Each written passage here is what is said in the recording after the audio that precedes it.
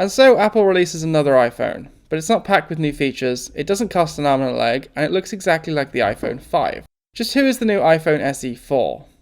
I'm Tim Brooks from MakeUseOf, and today we're reviewing and giving away Apple's latest smartphone. It's the smallest iPhone the company has released since 2013's iPhone 5S, and physically it's indistinguishable from the older model. There are no rounded edges and no slim form factor like you'd find on the iPhone 6 or later. It's only 1 gram heavier than an iPhone 5S, and the space grey colour choice I've got here even looks a bit like the iPhone 4. Recycling the older chassis means the power button returns to the top of the unit, and those small round volume buttons are back too. Inside, it's a different story. Apple has packed iPhone 6S level hardware into a tiny package, including an A9 processor, 2 gigs of RAM, and a 12 megapixel rear-facing camera with True Tone flash. The camera produces images that are just as impressive as those shot on an iPhone 6S, including live photos and 4K video. There's no improved forward-facing camera, but the device makes use of Retina flash, which uses the screen to brighten up selfies. Apple rates the device at 14 hours battery life, and that seems pretty accurate from what I've seen. The 4-inch screen is probably the iPhone SE's Achilles heel. It seems noticeably warmer than the display found on my iPhone 6, with whites that could be whiter and a yellowish tinge. The contrast ratio isn't as good either, but at least the brightness is on par with flagship models. The display is of course noticeably smaller, particularly if you've gotten used to the 4.7-inch iPhone 6 or larger Plus models. Things feel a lot more cramped, typing is a challenge once again, and overall the device feels very angular and sharp in the hand.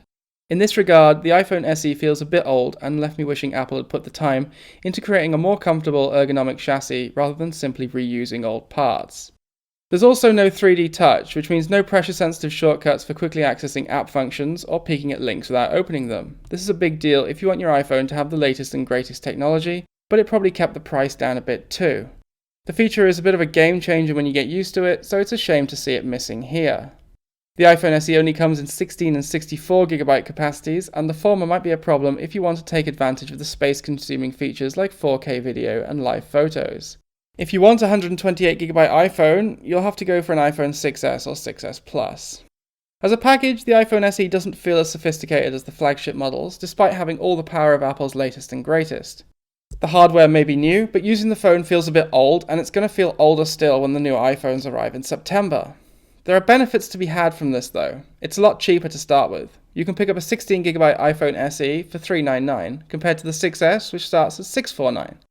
For your money, you'll get a truly pocketable iPhone you can comfortably use with one hand that comes with everything you'd expect from an iPhone. It runs iOS, it uses Apple Pay, it has a Touch ID fingerprint scanner, and it even works with the Apple Watch.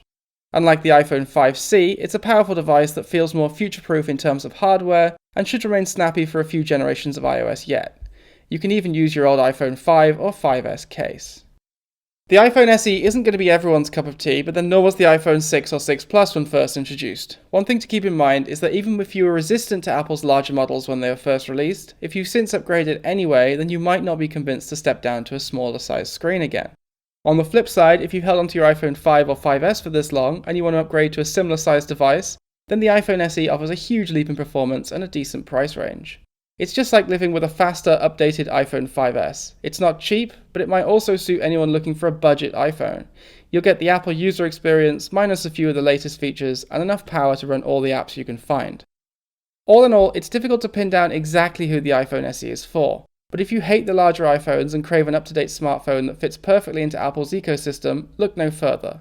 It might be a bit mismatched in terms of Apple's current lineup, but it's still a brilliant 4-inch smartphone if you can forgive the angular feel and slightly disappointing display.